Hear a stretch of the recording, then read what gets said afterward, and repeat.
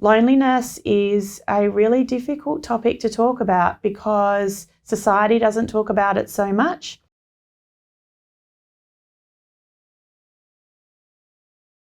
It's actually been said that loneliness is an epidemic in our modern society, and because we are all socially distancing at the moment, this, I think, problem is probably going to get a lot worse. So people who are already isolated are even more isolated in their homes because they're not able to go out and do the things and get that connection that helps them to feel good. Lockdown and self-isolation has had a terrible impact on individuals who live by themselves, people who are not in current relationships, people who don't have children or anyone living with them. They are starting to feel very, very isolated and very, very lonely. Feelings of that subjective state of loneliness is known to be associated with things like poorer physical health, poor mental health, and can actually even shorten our lifespan.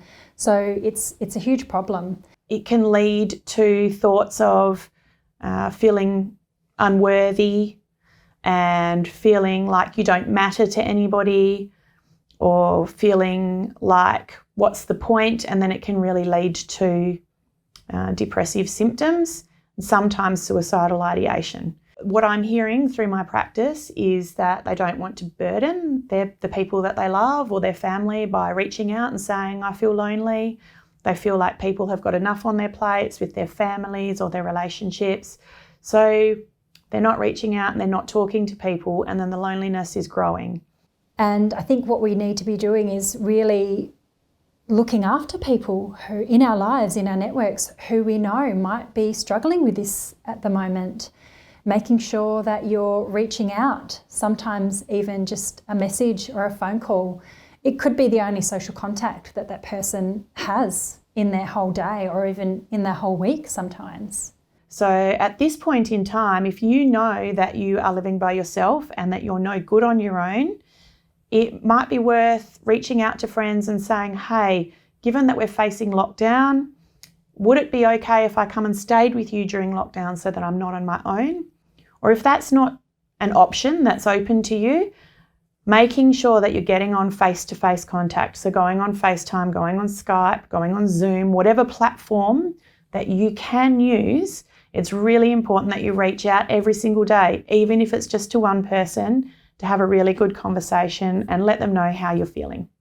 For those people who are even more isolated than usual and feeling more lonely, it can be helpful to look at what online options are available. Lots of people who live alone or are isolated are engaged in community groups, volunteering, because they know that this is good for them and it fulfills that need for social connection. Those aren't available anymore, but there are lots of things or lots of groups available online that people can link in with. And even though it's not the same as being in person with people, it fills that need until we are able to engage on a face-to-face basis again. So by thinking about the people in society that are lonely and more vulnerable than us can actually have a positive benefit on our own well-being.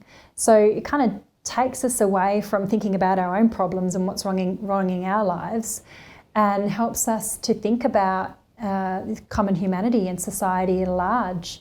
And it helps you to feel like you are actually doing something to benefit society by checking in on those around you who you know might be struggling at the moment. If you want to see more videos, Hit the subscribe button. we'll see you again soon.